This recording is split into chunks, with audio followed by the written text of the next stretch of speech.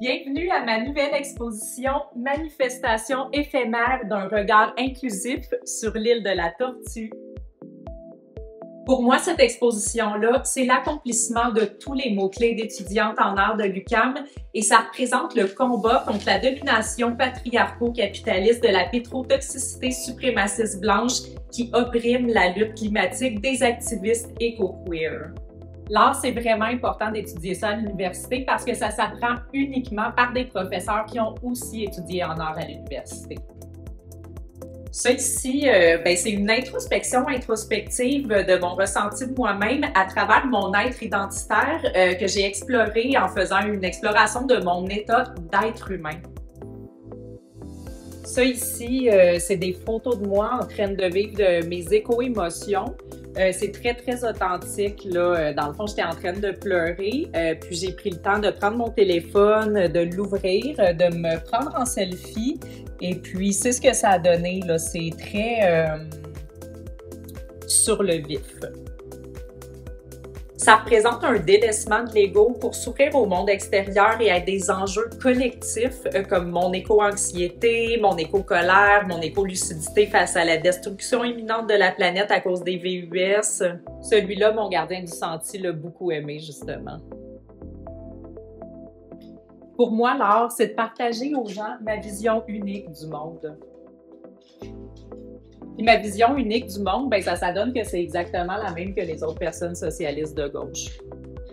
Mon artiste préféré, qui est un modèle pour moi, c'est l'illustratrice Élise Gravel parce qu'elle est vraiment surprenante et créative dans les messages qu'elle passe à travers son art, là, comme les changements climatiques, les pronoms non-binaires, le militantisme pro-immigration, la prise de position dans des guerres qui ne nous concernent pas ou encore la lutte à la désinformation du point de vue des médias mainstream. Ça nous ouvre à tout un monde de nouvelles perspectives qu'on n'avait jamais entendues avant.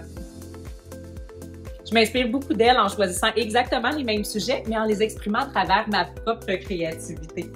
Comme ça ici, c'est une motte de poussière avec de la végétation et un bounce de sécheuse. J'ai fait ça en fait en soutien aux réfugiés palestiniens. Ça ici, ça parle de la grossophobie dont j'ai été victime. Moi, je suis une personne mince qui s'identifie comme grosse, puis j'ai été beaucoup jugée pour ça.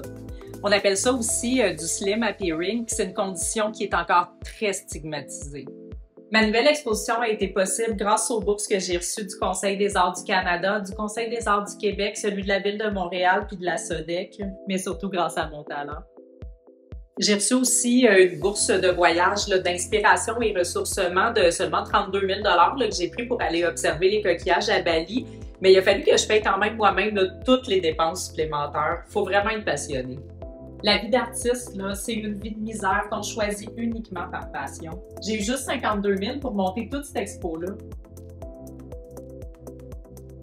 Cette œuvre-là, ça représente le démantèlement du capitalisme pour une économie durable à travers des alternatives collectives où tout serait gratuit. Je connais absolument rien à la politique, puis ça m'intéresse pas pantoute, mais je trouvais ça quand même important d'avoir des prises de position politiques à travers mon art. J'ai appelé ça « Tendons-nous la main ». On m'a dit que le socialisme, c'était la seule option politique pour quelqu'un qui veut s'auto-étiqueter comme une bonne personne, qui est pas égoïste puis qui est pour l'égalité puis le partage. Fait que moi, c'est tout ce que ça me prend pour militer pour ça forever puis jamais m'informer davantage sur quoi que ce soit de politique. Puis j'espère inspirer d'autres gens à faire comme moi grâce à mon art.